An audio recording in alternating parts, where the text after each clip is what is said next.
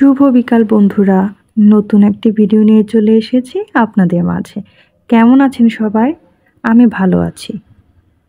আজকে বানিয়েছি কাঁঠালের কেক।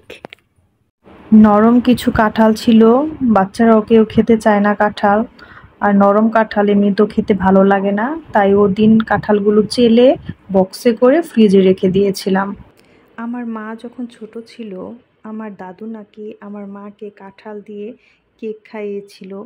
খুবই মজার ছিল সেই কেকটা।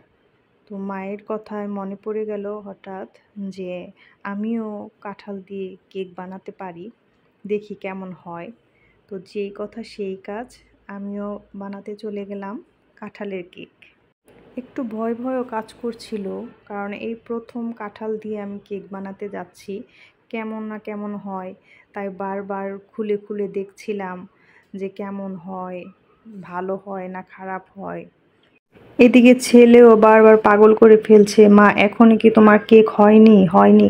এই কথা শুনতে শুনতে চুলার আঁচটা একটু বাড়িয়ে দিয়েছিলাম যেন তাড়াতাড়ি হয়, তাই চারদিকে বেশ একটু ভালোই কালার হয়ে গেছে। অবশেষে খুলে দেখলাম যে না, ভালোই হয়েছে। জীবনের প্রথম কাঁঠালের কেক বানিয়েছি। এখন শুরু হয়েছে, ছেলে মেয়ে দুজনই বলছে কেক কাটবে। ছেলে বলছে আমি কাটবো, মেয়ে বলছে আমি কাটবো। যাক, অবশেষে যা হয় বড়দেরকে বুঝতে হয়, ছোটরা তো আর বুঝতে চায় না, তাই মেয়েই কাটলো।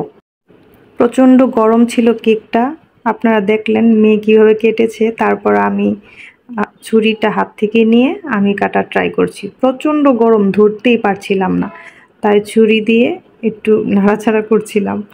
কেকটা ভালোই সফট হয়েছে। এখন খেতে তো ভীষণই মজা হয়েছে, তো দেখতে কেমন হয়েছে আপনারা অবশ্যই জানাবেন। হ্যালো ফ্রেন্ডস, দেখেছেন আমার মা কেক বানিয়েছে আজকে। দেখেছেন গাইস, আমার মার হাতে রান্না খুব মজা হয়।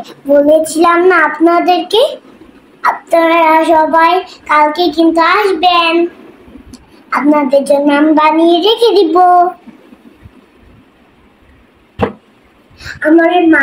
আমার মার পিঠা খুব সফট হয়, খুব নরম হয়। ভালো থাকবেন বন্ধুরা, বাই বাই।